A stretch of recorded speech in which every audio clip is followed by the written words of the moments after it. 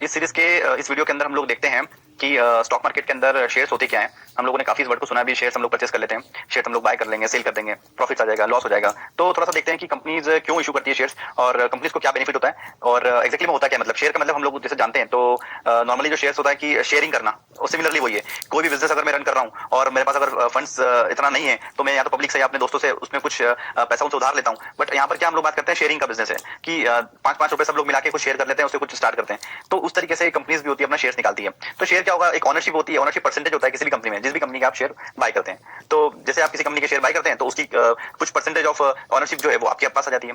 तो वो परसेंटेज काफी कम होता है हालांकि। तो हम लोग इसको थोड़ा सा डायग्रामेटिकली समझते हैं कि शेयर्स क्यों इशू करती है कंपनीज। तो आइए देखते हैं हम लोग।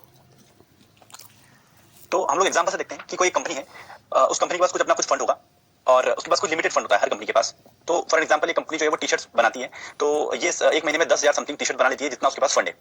और इसके पास लिमिटेड फंड होने के कारण ये उससे ज्यादा टी शर्ट्स नहीं बना पा रही है। तो इसके पास क्या होता है, एक बायर आता है, एक बायर बोलता है कि मुझे सर आपकी कंपनी से 50,000 टी शर्ट्स बनवाना है। तो ये उनको ऑर्डर देता है, 50,000 टी शर्ट मुझे अगले महीने चाहिए। तो ये तो काफी 10,000 टी शर्ट बना पाती है। एक और बायर आया, उसने बोला एट द सेम टाइम कि मुझे सर 30,000 टी शर्ट्स और चाहिए।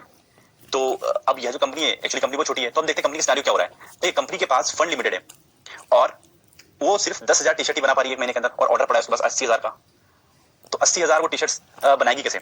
तो इसके पास डिफरेंट वेज है इस कंपनी के पास कि जिससे वो अपनी कंपनी की ग्रोथ को बढ़ा सकती है। तो वो क्या हो सकता है? तो वो बैंक लोन ले सकती है कि मुझे फंड्स रिक्वायरमेंट है, या अपने दोस्तों से या जो मिलने वाले लोगों से पैसा मांग सकते हैं, और या शेयर्स ले सकते हैं। तो बैंक लोन और जो फंड पब्लिक से लेंगे उस पर उसको इंटरेस्ट देना होता है। बट शेयर्स अगर वो इशू करते हैं, शेयर्स कैसे इशू करते हैं उसको थोड़ा देखते हैं अपन। तो उसके लिए उसको कोई इंटरेस्ट चुकाने की जरूरत नहीं होती। तो हम लोग देखते हैं कि शेयर्स कैसे इशू कर रहे हैं। तो चलिए इस कंपनी को देखते हैं हम लोग।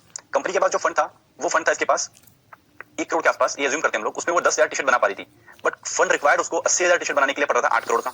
तो कंपनी के पास, कंपनी ने सोचा कि मैं बैंक लोन नहीं ले पाऊंगी या कुछ पॉसिबिलिटीज नहीं है, तो इंटरेस्ट नहीं देना है, तो कंपनी ने शेयर्स निकाल दिए। शेयर्स कैसे निकाले कि कंपनी को चाहिए थे 7 करोड़ रुपए और, तो कंपनी ने क्या किया, एक बेस प्राइस सेट करी कि 100 रुपीज की एक बेस प्राइस है मेरी, और नंबर ऑफ शेयर्स उसके लिए रिक्वायरमेंट पड़ेंगे 70,000।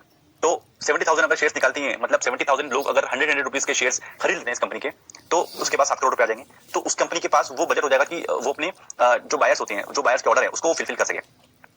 तो इसका एक पार्ट और देखते हैं हम लोग कि चलो ठीक है, तो शेयर्स निकाला है। हालांकि इतना इजी प्रोसेस नहीं होगा कि कोई कंपनी चाहे उस रेट पे शेयर्स निकल जाए, बट इस तरीके से कंपनीज अपने शेयर्स को निकालती है। तो शेयर्स में उसको कुछ इंटरेस्ट देने की जरूरत नहीं पड़ रही है। अगर उसको प्रॉफिट होता है तो उसका वो हिस्सा आपको दे देगी, उसका शेयर प्राइस उसका मूवमेंट बता देगा कि अगर उस कंपनी को प्रॉफिट हो रहा है। तो इसमें एक सबसे बड़ी जो इन्वेस्टर्स पॉइंट ऑफ व्यू के अकॉर्डिंग अगर इसमें बात की जाए, तो कंपनी अगर नुकसान में जाती है, बायर बाद में मना कर देता है या कंपनी को किसी कारण का नुकसान होता है, तो उसको जो किसी को शेयर्स पे उसको इंटरेस्ट देना नहीं होगा। तो यहाँ पर जो लॉस होगा वो इन्वेस्टर का लॉस होगा। जो शेयर प्राइस है वो हो सकता है नीचे गिर जाए, 100 रुपीज जो उसकी फेस वैल्यू या जो बेस प्राइस है वहां से वो जो प्राइस है वो नीचे आ जाए, 50 रुपीज हो जाए, 60 रुपीज हो जाए, तो वो इन्वेस्टर का लॉस होगा।